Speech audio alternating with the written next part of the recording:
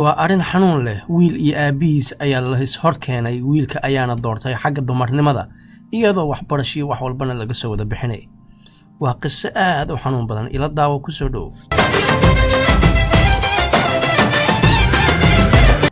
qaybta wiilka. soo dhow fadhiiso halkan.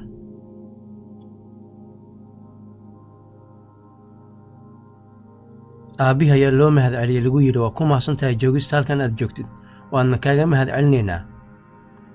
isagoo oynayo ayuu fiiriyey. waxaana la weydiiyey su'aal kale. waxaad inoo sheegtaa waxa aad ku fakaraysid, waxa aad dareemaysid. wuxuu ku jawaabay asagoo oynaya, waxaan dareemayaa xanuun aad u daran, weliba aad u daran xaqiiqdii. waxaa la weydiiyey, maxaad rabtaa inaad tiraahdo? wuxuu yidhi su'aal, waay, sabab. wiilka ayaa hadalkii dafay. wuxuu yidhi, hadda wax qaldan ma aanan samaynin. wiilka ayaa la su'aalay, maxaad ka leedahay falcelinta aabbaha iyo muuqaalkiisa? wuxuu ku jawaabay,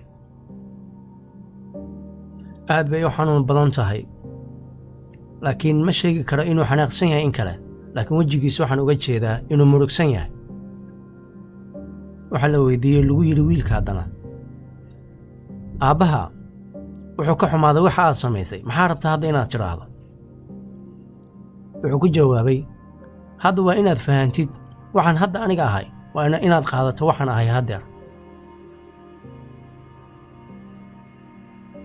su'aal kale ayaa lagu celiyey. lagu yidhi, aabbaha wuxuu xasuusanayaa ama nabar ku noqotay kelmad uu ku yidhi.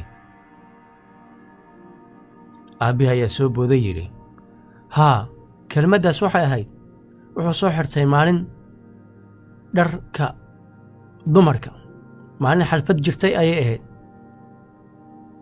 waxaan kuu dhahay aad ayay ugu qurux badan tahay. kelmaddaas keliyaan dhahay aniga. waxaan iska ciyaarayay. waxaan ku yidhi, waxaad tahay gabadh aad u qurux badan, laakiin hadda ma ahayn gabadh aad u qurux badan, waa wiil aad u qurux badan. waxaan isla sheekadan su'aal ka weydiinaynaa qof ka tirsanaan jiray Seattle memberka ciidanka goonida loo tababaro. gabadhan ayaa asalkeeda ahaan jirta nin. 13 jeer ayaa loo qaaday Middle Eastiga. nasiib wanaag hadda way nala joogtaa. ku soo dhowo barnaamijka. wiilkii gabadha ahaan jira ayaa hadalka ku bilaabay si kulul, weliba yidhina, waa inaad fahantaan waxaynu hadda anagu nahnay, waxaynu ku sugannahay. waa muhiim inaad fahantaan halkan.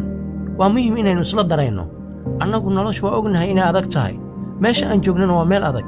annagu ma aana dooranin, qof kale ayaa inoo dooray noloshan. waanu ku qasbanay inaanu qaadanno noloshan.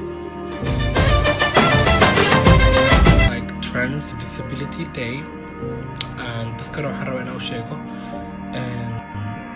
nolosha markaad tahay qof labeeba ama transsexual, wallahi aad u dhib badan tahay. you don't know, qof oo maanta dhahaya qof yacni bini aadanimo maanta waa dooranayaa. waa ogtiin Kristan waa nibac yihiin, Muslimiin waa nibac yihiin, qof walba wax. I'm transgender and I'm Somalian. I'm so happy. I just want to tell you that I love you so much. I don't want to cry.